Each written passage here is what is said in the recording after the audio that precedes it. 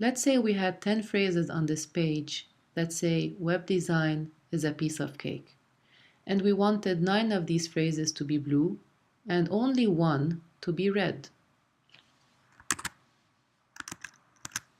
So going back to our HTML page, we assign an ID to an element that has a unique characteristic. We assign a class to elements that have the same characteristic.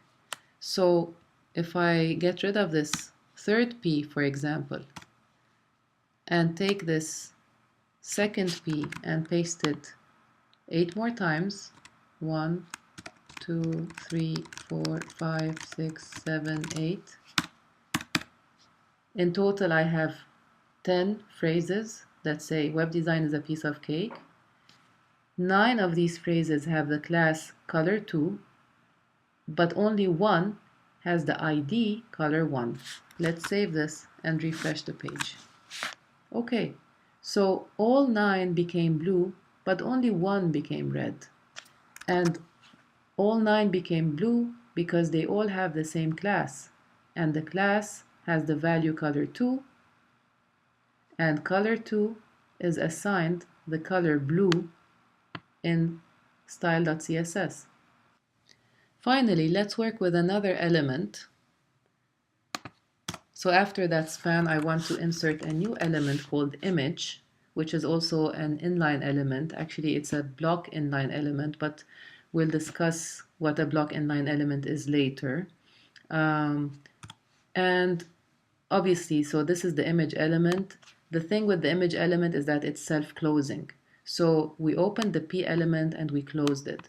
We opened the span element and we closed it. We opened the head element and we closed it. Some elements are self-closing, like the meta and the link. Okay, that's why you don't see a closing tag for meta, a closing tag for link. Similarly, you don't see a closing tag for image. We do not close the image element. So I want to insert an attribute, image src for source equals, and a value between quotations. Now, what I'm trying to do is inserting an image. So under these 3 hellos, I want to insert an image here. And I went ahead and created an images folder. Let me show you where. On my desktop, I have this folder called first website that we created together. I have my index.html there, my style.css, and I created a folder called images. And I placed an image inside of that folder. So what I want to do now is point to this image. So I want to tell the browser, find this image. This image is called cake.jpg, and it's found in an images folder.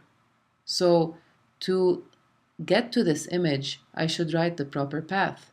That's why I have to write images / the name of the file. So let me go ahead and do that. Source is images / and the name of the file. Let me save this and refresh the page. Now the reason for which the image did not go under the words hello but next to them is precisely because the image element is an inline block element, which means its behavior is inline, it flows horizontally. That's why it went next to the word hello, which in turn is inline since that's a span element. And it's a block element at the same time because we can assign dimensions to an image. So an image element is a block inline or inline block element. There you go. Web design is indeed a piece of cake.